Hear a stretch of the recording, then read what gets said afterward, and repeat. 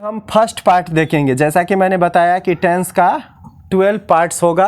12 में हम फर्स्ट शुरू कर देते हैं आज, है ना। भगवान का नाम लेके शुभ काम का शुरुआत कर देते हैं। तो इसका दो नाम जैसा कि मैंने बताया था, सिंपल प्रेजेंट टेंस या प्रेजेंट इंडेफिनिट टेंस। इसमें टाइम लगेगा, लगने दीजिए।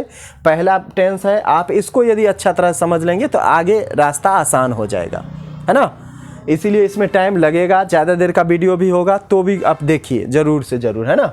देखिए इसमें हम एक चीज़ देख लेते हैं पहले नोट में, या ऐसे ही देख लेते हैं। देखिए V1 और V5 क्या होता है। देखिए जितने भी वर्ब होते हैं, जैसे कि आप देखते हैं कि गो मतलब जाना बोलते हैं ना, तो ये होता है V1। ये वर्ब का क्या होता है, मैन फॉर्म होता है, इसीलिए इसको बोलते हैं V1। और इसमें हम S या ES यदि लगा दें तो वो हो जाता है ये V5, है ना। उस तरह से देखिए कम तो क्या हो जाएगा, लास्ट में E रहे तो ओनली S जोड़ेंगे। उसी तरह देखिए रीड हो तो क्या हो जाएगा, रीड्स। समझ में आ रहा है ना। उसी तरह देखिए मेक तो क्या होगा, मेक्स। सिंग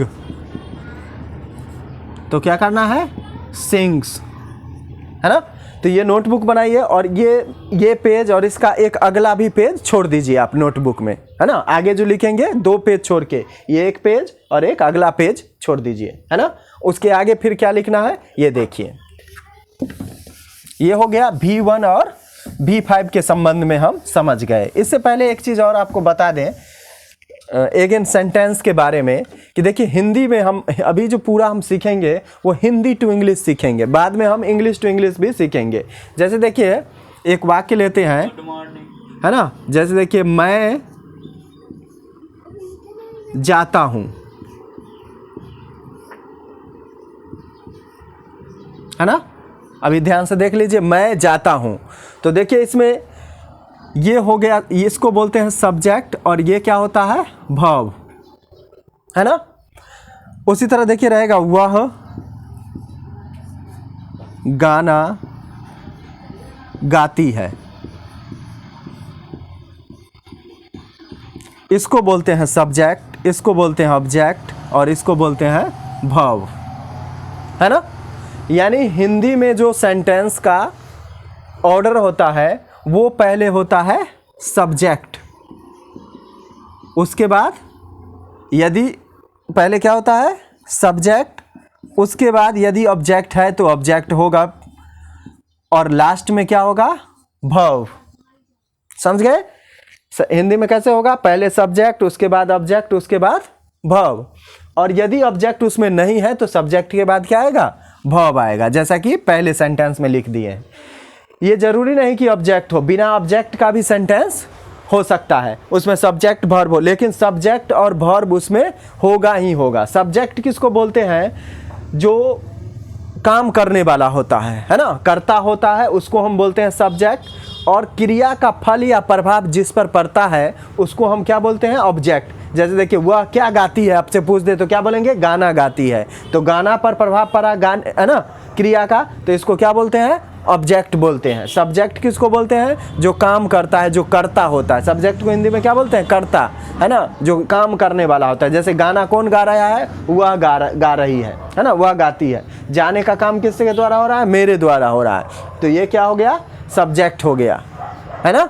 तो इसको आपको ध्यान में रखना है। देखिए इंग्लिश में क्या होता है, इंग्लिश में इसका अनुवाद अभी हम देखेंगे कि अभी इसी टेंस में कि इसका अनुवाद होगा आई गो।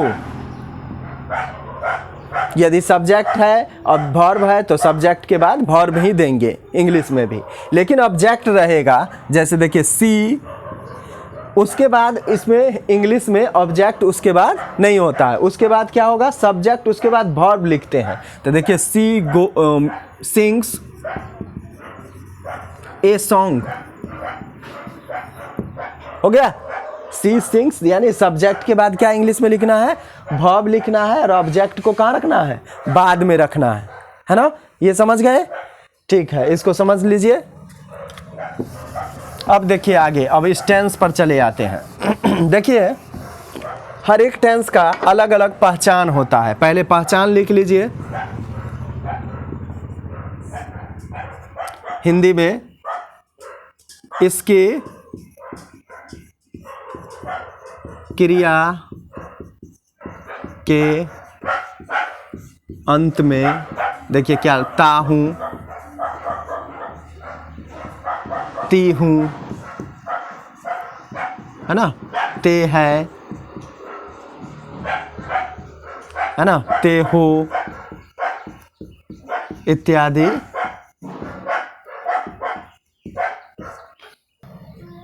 तो इसकी हिंदी क्रिया के अंत में ता हूं, ती हूं, ते हो, ते है, ते हो इत्यादि लगा रहता है। इसका भी देख लीजिए, अभी समझ में नहीं आ रहा होगा आपको, लगा रहता है। इसका क्या अर्थ है, क्या ये कह रहा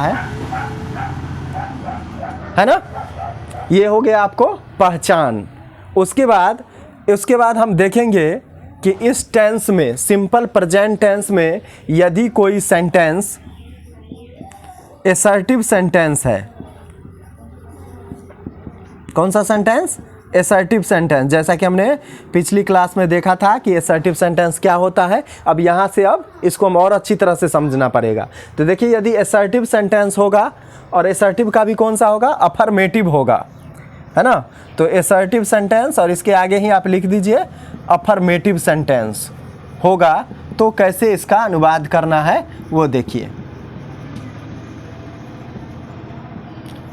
तो उसका अनुवाद देखिए ध्यान से कि यदि सिंपल प्रेजेंट टेंस में होगा और वो सेंटेंस का क्या टाइप होना चाहिए, असर्टिव सेंटेंस का अफर्मेटिव होना चाहिए। तो उसका अनुवाद हम करेंगे सब्जेक्ट प्लस V1 और उसके बाद V5 और उसके बाद क्या लिखेंगे, ऑब्जेक्ट लिखेंगे। यानी इस फार्मूला से हम इस हिंदी वाक्य का अनुवाद करेंगे। बहुत ही इंपॉर्टेंट फार्मूला। इसमें अधिकतर स्टूडेंट्स बहुत दिनों तक, 2 महीने 3 महीने 4 महीने तक कंफ्यूज रहते हैं, है ना। इसीलिए इसको अभी अच्छी तरह से समझ लीजिए, टाइम लगने दीजिए। तो असर्टिव सेंटेंस का अफर्मेटिव सेंटेंस रहेगा तो हम उसका अनुवाद क्या करेंगे, सब्जेक्ट प्लस V1 या V5 प्लस ऑब्जेक्ट। देखिए इसीलिए हमने पहले बता दिया था कि V1 क्या होता है, V5 क्या होता है। हमने देख लिया था कि V5 कैसे बनता है। वर्ब के मूल जो रूप है, मेन जो फॉर्म है, उसमें S या ES लगाकर हम क्या करते हैं, V5 बनाते हैं। अब चूंकि यहाँ पर V1 है और स्लैश देके V5 है, इसका मतलब क्या हुआ कि V1 लगेगा नहीं तो क्या लगेगा, V5। दोनों में से कोई एक लगेगा, है ना। तो देखते हैं कि V1 और कहाँ प्रयोग करते हैं V5 का। तो देखिए सिर्फ थर्ड पर्सन सिंगुलर सब्जेक्ट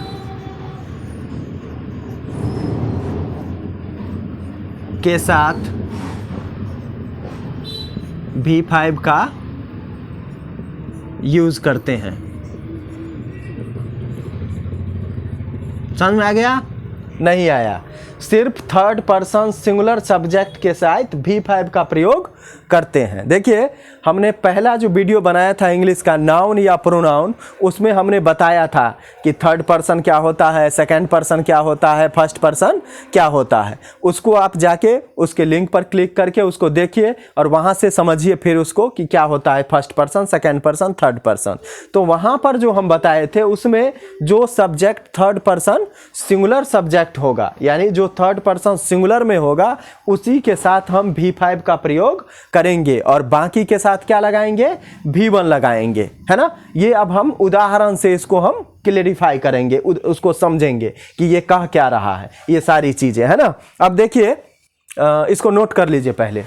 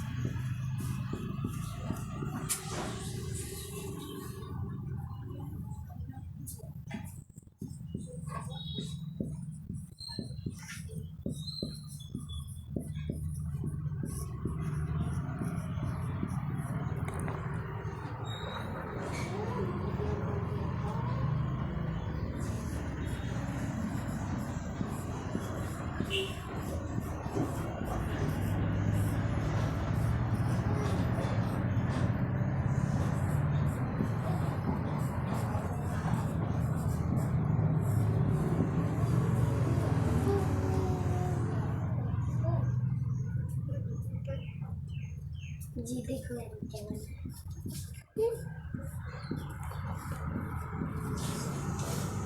चलो शुरू करो। उधर हटो। तो देखिए हमने कुछ सेंटेंस लिखे हैं हिंदी के। मैं पढ़ता हूँ, वह जाता है, तुम गीत गाते हो, राम आम खाता है, राधा टहलती है, लड़कियाँ आती है ना। अब देखिए ये जो हमने सेंटेंस लिखाया है कि इसकी हिंदी क्रिया के अंत में ताहूँ, तीहूँ, तेहो इत्यादि लगा रहता है, उसका क्या मीनिंग है। देखिए मैं पढ़ता हूँ, देखिए ताहूँ लगा हुआ है, वह जाता है, ता है, तुम गीत गाते हो, ते हो, है ना, राम आम खाता है, ता है, राधा टहलती है, देखिए ती है, लड़कियां आती है, देखिए ती है ना।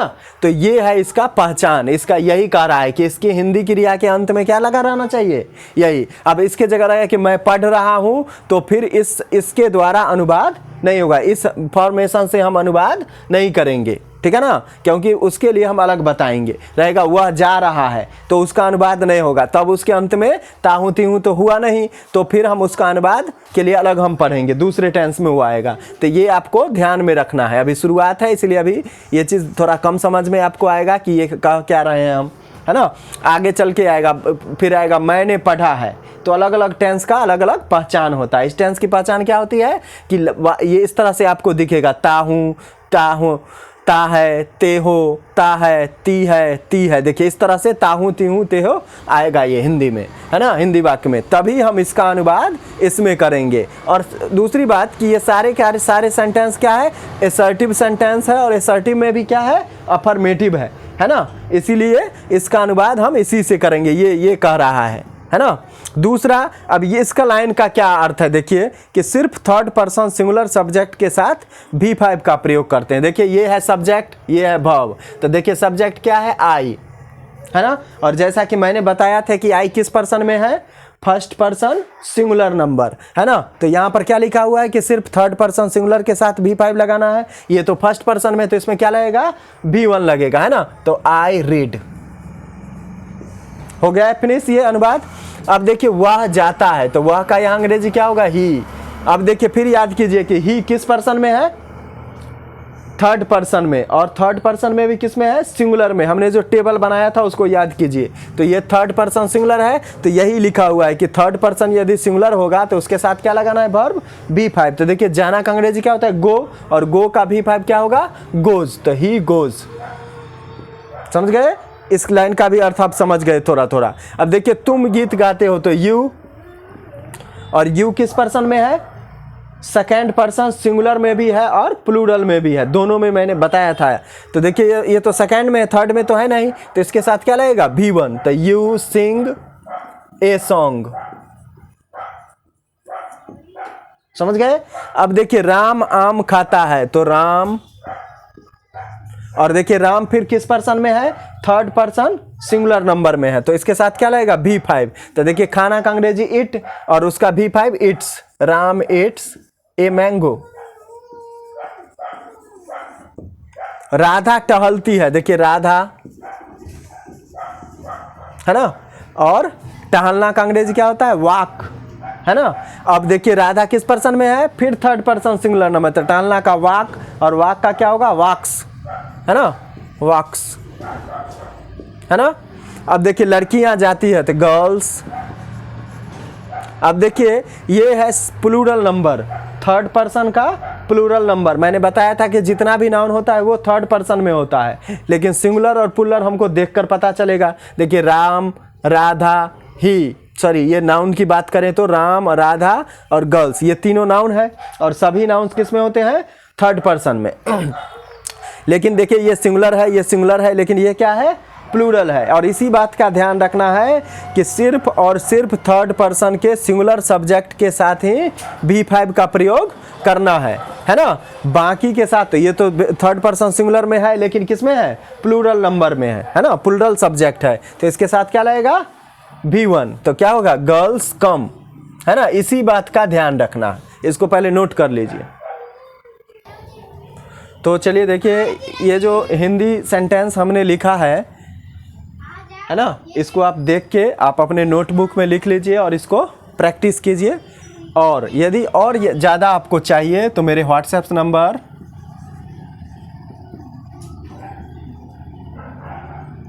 8954121187, इस पर आप क्या कीजिए, मैसेज कीजिए। मैसेज लिखने में आप क्या कीजिए कि थोड़ा एक सावधानी बरतिए। हाय लिखिए, गुड मॉर्निंग, गुड इवनिंग जो लिखना है, उसके बाद अपना नाम लिखिए आप अपना, और प्लीज़ थोड़ा क्लास लिख दीजिए, सो दैट कि आगे हम आपको आपके क्लास के अनुसार ही, आप जिस चीज़ का प्रिपरेशन कर रहे हैं, है ना, उसके अनुसार ही हम आपको वीडियो आगे भेजा करेंगे। पर्सनली हम क्या करेंगे, आपके व्हाट्सएप नंबर पर ही भेज देंगे, ठीक है ना। हाय लिखिए, नाम लिखिए और क्लास लिख दीजिए, बस काफ़ी है। और हम क्या करेंगे, ये तो अभी इतना सेंटेंस दिए हैं, हम और भी सेंटेंस लिख के और क्या करेंगे, हम आपको PDF बना के दे देंगे और हम इसको क्लास में चेक करेंगे और उसी से आपको प्रैक्टिस होगा, उसी से आपको समझ में आएगा। क्योंकि ये इंग्लिश का बहुत ही इम्पोर्टेंट टॉपिक है, ये नहीं समझ में आया तो फिर इंग्लिश पूरे समझ में नहीं आया, ठीक है। इसीलिए इसको नोट कर लीजिए, ये आपका होमवर्क है, ये बनाइएगा और अगले वीडियो में हम इसको चेक करेंगे। और ज़्यादा चाहिए ये फॉलो कीजिए, ये हमारे व्हाट्सएप पर मैसेज कीजिए, और भी हम ज़्यादा देंगे, ठीक है। हो गया बोलू।